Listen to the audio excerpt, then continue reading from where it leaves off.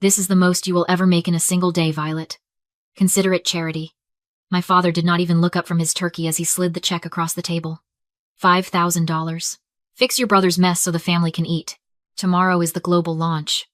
If that AI crashes, we all starve. And since you are the only one who speaks computer, you are going to fix it." He pointed the carving knife at me, his eyes cold. "Sign the NDA, take the money, and be grateful I am letting you touch a project this important." I stared at the check. It was not payment. It was the price tag he had put on my entire existence. Before I tell you how I used this exact check to dismantle their entire empire, drop a comment. What is the most insulting gift or payment a family member has ever given you? I would love to know who is part of our community. I looked at the check. I did not reach for it immediately. I let it sit there on the tablecloth, absorbing a grease stain from the turkey. My silence made Henry nervous. Though he tried to hide it, he took a sip of wine, his hand trembling just slightly. That tremor told me everything. He was broke. He was leveraging the company accounts because his personal accounts were empty. He needed this launch to succeed because without it, the illusion of his wealth would shatter. To him, that $5,000 was a lifeline he was graciously extending to his failure of a daughter. But to me, looking at that piece of paper, I realized exactly what it was. It was the price of silence. It was my father putting a numerical value on my erasure. He was saying that my dignity, my talent, and my identity were worth exactly $5,000. No more, no less. That realization killed the last tiny, foolish part of me that still wanted him to love me. It replaced that desire with something much colder. A balance sheet.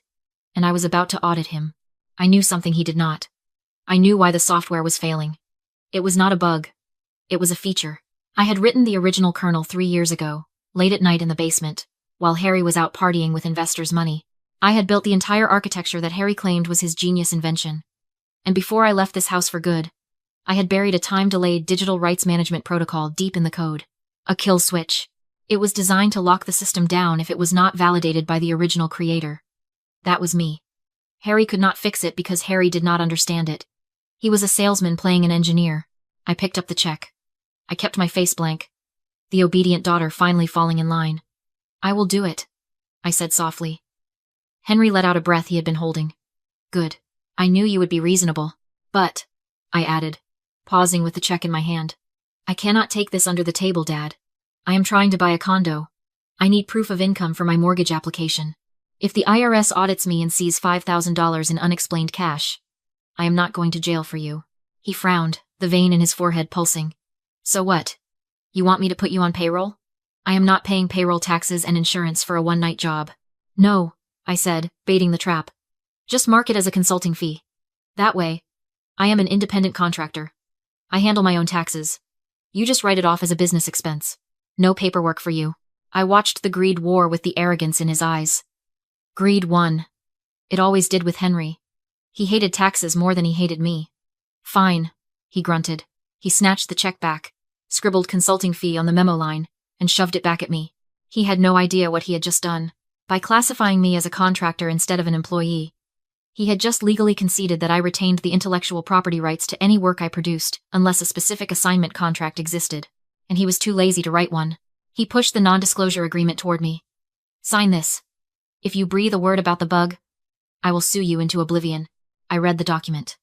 It was a standard template he must have downloaded online. It had a clause stating the agreement was void if the signatory provided false information regarding asset ownership. It was meant to protect him, but it was going to destroy him. I signed my name. The trap was set. He thought he had just bought my silence. He had actually just sold me the rope to hang him. The launch venue was a cathedral of glass and steel, screaming money and innovation. But I did not get to see the main stage. Henry grabbed my elbow the moment we cleared security, steering me away from the investors and the press. He marched me down a service corridor that smelled of floor wax and old coffee, finally stopping in front of a door marked janitorial supply. He shoved it open. It was not a green room. It was a glorified closet with a folding table, a single chair, and a flickering fluorescent light that buzzed like a dying fly. "Stay here," Henry hissed, blocking the doorway with his body. "Do not come out until the system is patched. You are the mechanic, Violet. Harry is the face. Nobody wants to see the grease monkey when they are buying the Ferrari." He slammed the door, leaving me in the dust and silence. I sat down, opened my laptop, and connected to the local server. I was not there to patch a leak. I was there to plant a depth charge. 10 minutes later, the door swung open. Harry breezed in, bringing the scent of expensive cologne and nervous sweat with him. He did not look at me. He went straight to a cracked mirror on the wall, fussing with his tie, checking his teeth. He was about to go on stage and demo a technology he could not explain to a 5-year-old, and his biggest concern was his hair. "Can you type quieter?" he snapped, glaring at my reflection in the mirror. "I am trying to center myself. The noise is distracting." I stopped typing. I looked at my brother, the genius CEO. In that moment, I understood him perfectly. It was not just arrogance. It was a blind spot so massive it defied physics.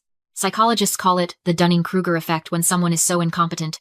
They lack the ability to recognize their own incompetence. Harry genuinely believed that the code was the easy part. In his mind, the vision, his ability to wear a suit and use buzzwords like paradigm shift was the real value. He thought technology was just magic that people like me conjured up to serve people like him. He did not ask what the bug was. He did not ask how I was fixing it. He did not worry that the system might crash again because, in his world, he was the main character, and the universe would not dare embarrass him. He was safe in his delusion, and that safety was exactly why he was going to walk right off the cliff I was building. "Almost done," I said, my voice flat. "I just need to authorize the patch." "Good," he muttered, finally turning to face me. He looked at the laptop screen, seeing lines of code that might as well have been hieroglyphics. "Make sure it runs smooth. I have investors from Tokyo flying in. If this lags, it's your head." He checked his watch, smoothed his lapels, and walked out without a thank you. He left the door open, letting the roar of the gathering crowd drift in. They were chanting his name. He was walking toward the light, convinced he was the sun. He had no idea he was just a moth. I turned back to the screen. I was not writing a patch. I was initializing the hardware lock sequence. The trap was primed. Now, I just needed to hand him the trigger. I did not write a single line of code.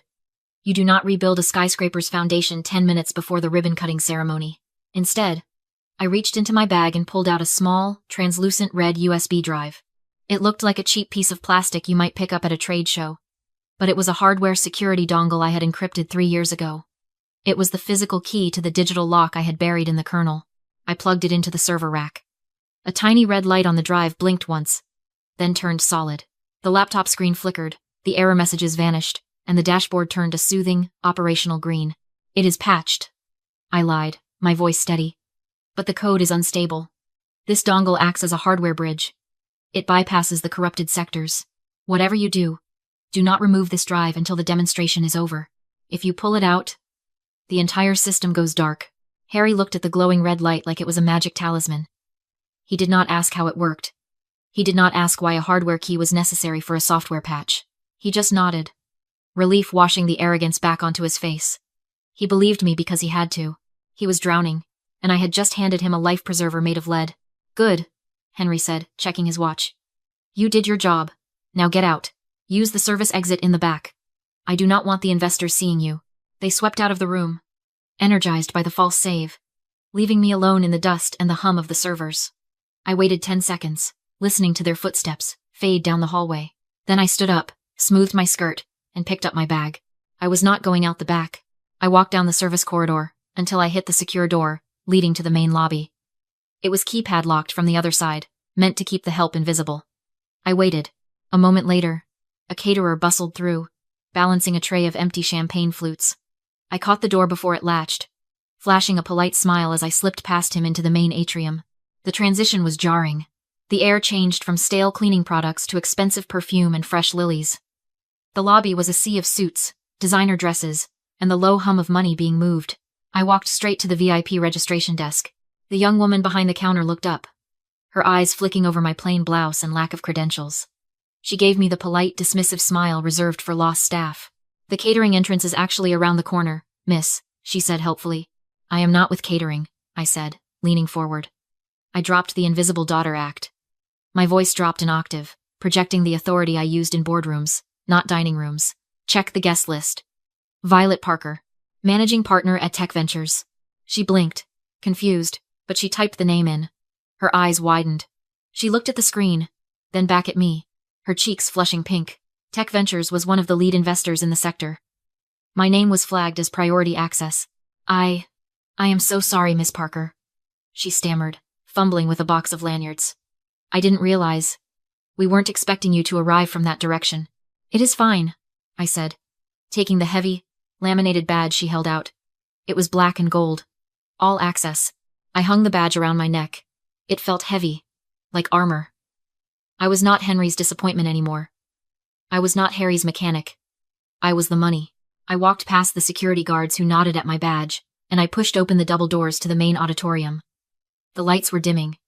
The show was about to start, and I had the best seat in the house. Harry stood center stage, bathed in a white spotlight that cost more per hour than he paid me for the entire project. He looked the part, the tailored suit, the confident posture, the way he held the microphone like it was a scepter. Behind him, the massive LED wall displayed the sleek, animated logo of his AI interface. He was launching into his rehearsed speech about visionary architecture and redefining the future. He was using words he did not understand to sell a product he could not build. I sat in the third row, right in the center block reserved for platinum-tier investors. The seat was velvet, comfortable. I crossed my legs and rested my phone on my knee. I was not watching Harry. I was watching the livestream monitor set up near the stage edge. The viewer count was ticking up past 2 million. The whole world was watching. Henry was standing in the wings, just visible from my angle. He was beaming. He looked like a man who had just gotten away with the perfect heist. He thought he had won. He thought I was still in that broom closet, counting my $5,000 and staying invisible. He scanned the front row, probably looking for the venture capitalists he needed to impress. His eyes slid right over me, then snapped back. He froze. I saw his mouth open. I saw the color drain from his face as he realized who was sitting in the VIP section. I offered him a small, cold smile. Then I looked down at my phone. I had the admin dashboard for the USB dongle open. It was a simple interface. A green status bar indicated active. Below it was a large gray button labeled Revoke License. It was not hacking. It was not magic. It was standard digital rights management. I was the administrator. He was the user. And his trial period was up. Harry was at the peak of his speech. And now, he declared, gesturing to the screen.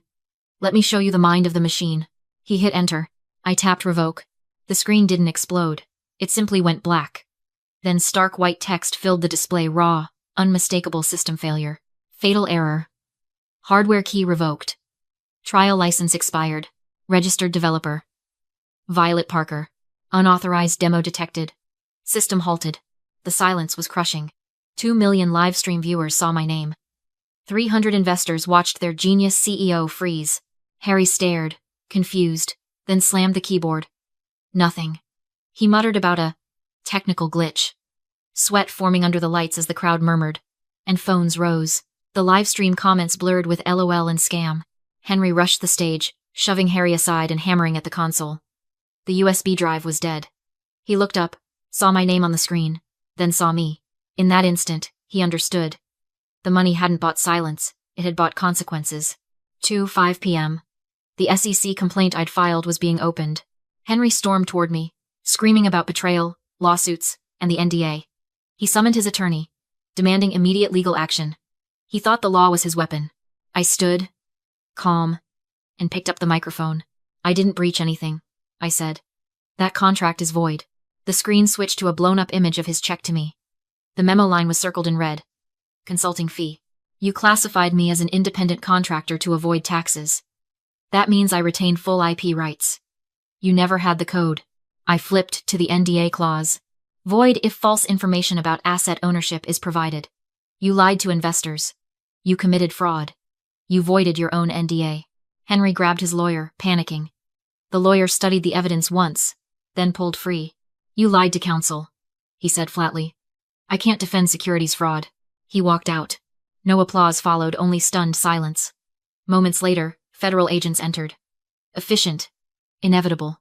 I didn't stay. As I passed Henry, he looked at me with something new. Fear. For the first time, he saw me clearly. Outside, sunlight hit like freedom. My phone buzzed, VC firms calling. They'd seen the live stream. They wanted the person who actually wrote the code. For years, I thought I was the problem. I made myself small so others could shine. But shadows only exist where light is suppressed. I didn't destroy my family. I stopped dimming myself for their comfort. I walked away with a future to build one worth far more than $5,000. They tried to bury me. They forgot I was a seed.